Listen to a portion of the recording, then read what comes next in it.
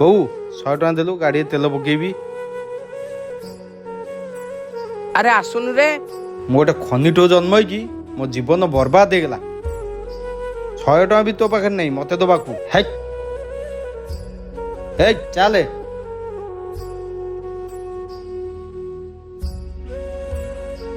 କଣ କିରେ କେତେବେଳୁ ବସିଲାଣୁ? ଆରେ ଇଏ ବା ଘରେ ଝଗଡା କରୁଥିଲା। ହେ ତୁ ସେ କଥା ଛାଡେ, କୁଆଡେ ଯିବା? ହେଇ ଚାଲ ଛକକୁ ଯିବା, ବଢିଆ ବଢିଆ ରାକ୍ଷୀ ବିକ୍ରି ହଉଛି, ଦେଖିଆ। ମୁଁ ରାକ୍ଷୀ ଦେଖିଲେ କଣ ହବ? ମୋର ତ କେହି ଭଉଣୀ ନାହାନ୍ତି ବାନ୍ଧିବାକୁ। ଆରେ ତ ଭଉଣୀ ଥିଲେ କଣ ହେଇଥାନ୍ତା? ସେ ସେଇ ତ ବୋଉ ଭଳିଆ ଖନା କି କାଲା ହେଇଥାନ୍ତା।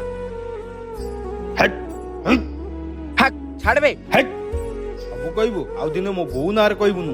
ହା ତୋ ବୋଉ କହିଲେ ତତେ ବାଧି ଯାଉଛି। ତୁ ନିଜେ ପରା ତୋ ବୋଉ କହୁଛୁ କାଲୁଣି ବୋଲି। ହଁ ମୋର ଭୁଲ। ମୁଁ ଯେତେବେଳେ ନିଜ ପୁଅ ହେଇକି ମାଆକୁ ସମ୍ମାନ ଦଉନି, ତମେ କେହି ଦବ? ମୁଁ ଆଜି ଗୋଟେ କଥା ଶିଖିଲି, ଆମ ବାପା ମାଆକୁ ଆମେ ଯେମିତି ଘରେ ସମ୍ମାନ ଦବା, ବାହାର ଲୋକ ସେମିତି ସମ୍ମାନ ଦେବେ।